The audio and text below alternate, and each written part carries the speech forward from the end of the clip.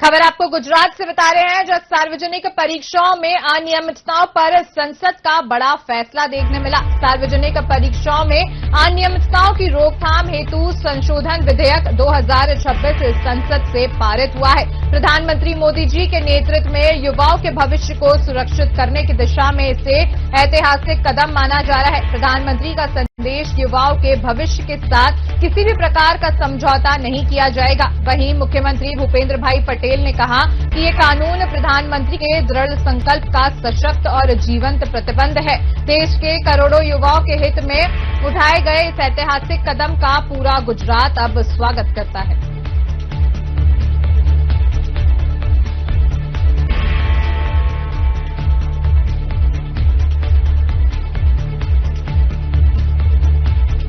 પરીક્ષાઓમાં ગેરરીતિઓ અટકાવવા માટેનું સુધારા વિધેયક 2026 સંસદમાં વડાપ્રધાન શ્રી નરેન્દ્રભાઈ મોદીના નેતૃત્વમાં પસાર થયું છે। દેશના લાખો યુવાનોના ભવિષ્યને સુરક્ષિત કરવાની દિશામાં આ એક ઐતિહાસિક નિર્ણય છે। વડાપ્રધાનશ્રીએ સ્પષ્ટ શબ્દોમાં કહ્યું છે કે યુવાનોના ભવિષ્ય સાથે કોઈપણ પ્રકારનું સમાધાન કરવામાં આવશે નહીં। આ કાયદો એ જ સંકલ્પનું જીવંત પ્રતિબિંબ છે। હવે પરીક્ષામાં ગેરરીતિ કરનારાઓ સામે વધુ કડક સજા, વધુ કડક દંડ અને વધુ અસરકારક કાયદાકીય કાર્યવાહી સુનિશ્ચિત થશે।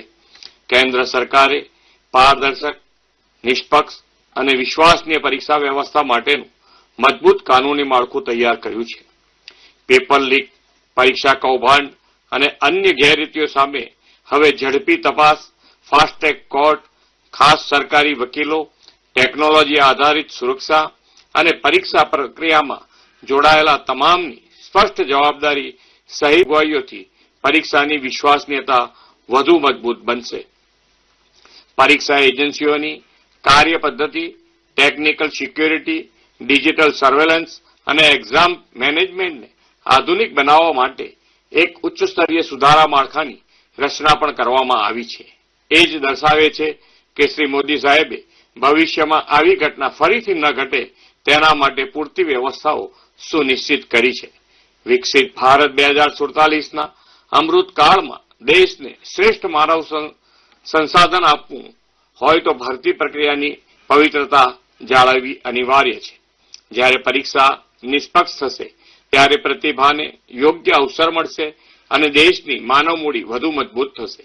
આદરણીય વડાપ્રધાન શ્રી નરેન્દ્રભાઈ મોદી યુવાનોને આવતીકાલના નવા ભારતના નિર્માતા કહે છે અને આજના ઐતિહાસિક નિર્ણયે ફરી એકવાર આ વાત સાબિત કરી દીધી છે।